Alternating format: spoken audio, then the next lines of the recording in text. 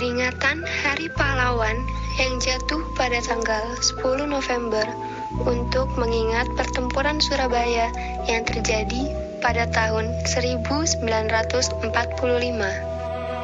Peristiwa tersebut diawali insiden perobekan bendera merah putih biru di atas Hotel Yamato pada tanggal 19 September tahun 1945. Kemudian, Presiden Soekarno memerintahkan untuk gencatan senjata pada 29 Oktober 1945.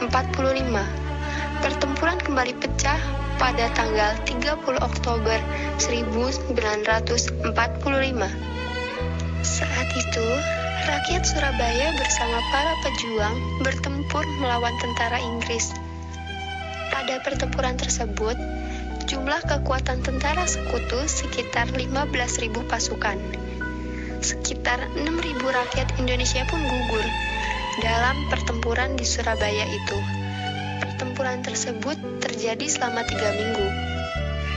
Pertempuran Surabaya pada tanggal 10 November 1945 itu pun ditetapkan sebagai Hari Pahlawan melalui keputusan Presiden nomor 316 tahun 1959 pada 16 Desember 1959. Berdasarkan buku Bung Tomo, Hidup dan Mati Pengobar Semangat Tempur 10 November, karya Abdul Wahid, pertempuran itu dipicu dengan sejumlah hal. Peristiwa itu bermula setelah terjadinya kekalahan Jepang. Kemudian, rakyat dan pejuang Indonesia berupaya keras mendesak para tentara Jepang untuk menyerahkan semua senjatanya kepada Indonesia. Setelah proklamasi 17 Agustus tahun 1945, situasi Indonesia belum stabil. Saat itu, Indonesia masih bergejolak, terutama antara rakyat dan tentara asing. Hari Pahlawan 10 November merupakan salah satu peristiwa penting dalam sejarah negara Republik Indonesia. Karena pada 10 November 1945 terjadi pertempuran besar pasca kemerdekaan yang dikenal juga sebagai Pertempuran Surabaya. Setelah Indonesia memproklamasikan kemerdekaan pada 17 Agustus 1945, pemerintah mengeluarkan maklumat yang menetapkan mulai 1 September 1945 bendera nasional Sangsaka Merah Putih dikibarkan di seluruh wilayah Indonesia. Gerakan pengibaran bendera tersebut meluas ke seluruh daerah-daerah, salah satunya di Surabaya. Pada pertengahan September, tentara Inggris mendarat di Jakarta dan mereka berada di Surabaya pada 25 September 1945.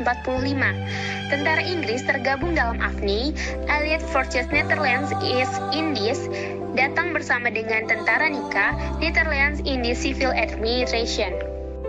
Tugas mereka adalah melucuti tentara Jepang dan memulangkan mereka ke negaranya, membebaskan tawanan perang yang ditahan oleh Jepang, sekaligus mengembalikan Indonesia kepada pemerintahan Belanda sebagai negara jajahan. Hal ini memicu kemarahan warga Surabaya. Mereka menganggap Belanda menghina kemerdekaan Indonesia dan melecehkan bendera merah putih. Mereka protes dengan berkerumun di depan Hotel Yamato dan meminta bendera Belanda diturunkan, lalu kibarkan bendera Indonesia.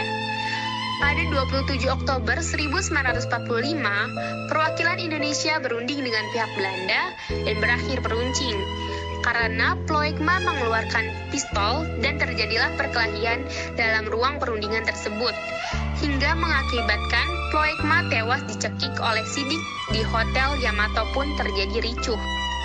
Sejumlah warga ingin masuk ke hotel, tetapi Haryono dan Kwesno Wibowo yang berhasil merobek bagian biru bendera Belanda sehingga bendera menjadi merah putih. Kemudian pada 29 Oktober, pihak Indonesia dan Inggris sepakat menandatangani gencatan senjata. Namun keesokan harinya, kedua pihak bentrok dan menyebabkan Brigadir Jenderal Malabi, pimpinan tentara Inggris, tewas tertembak hingga mobil yang ditumpanginya diledakkan oleh milisi. Melalui Mayor Jenderal Robert Mansard mengganti Malabi, Ia mengeluarkan ultimatum yang menyebutkan bahwa semua pimpinan dan orang Indonesia bersenjata harus melapor serta meletakkan senjatanya di tempat yang ditentukan. Tak hanya itu, mereka pun meminta orang Indonesia menyerahkan diri dengan mengangkat tangan di atas dengan batas ultimatum pada pukul 6, 10 November 1945. Ultimatum tersebut membuat rakyat Surabaya marah, hingga terjadi pertempuran 10 November. Perang antar kedua kubu berlangsung sekitar 3 minggu. Tokoh perjuang yang menggerakkan rakyat Surabaya antara lain Sutomo, Ki Hajar Hasyim Asy'ari, dan Wahab Hasbullah. Kisah perjuangan rakyat Indonesia sebelum dan pasca kemerdekaan muncul dalam buku sejarah pelajaran sekolah mulai dari SD hingga SMA.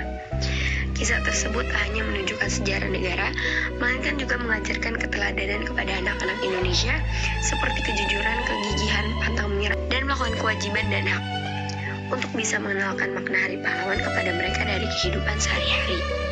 Seperti mempertahankan kemerdekaan dengan belajar tekun, meraih prestasi di bidang yang diminati, menolong teman yang sedang kesusahan, dan membiasakan untuk mengucapkan terima kasih, maaf, serta tolong kepada orang lain.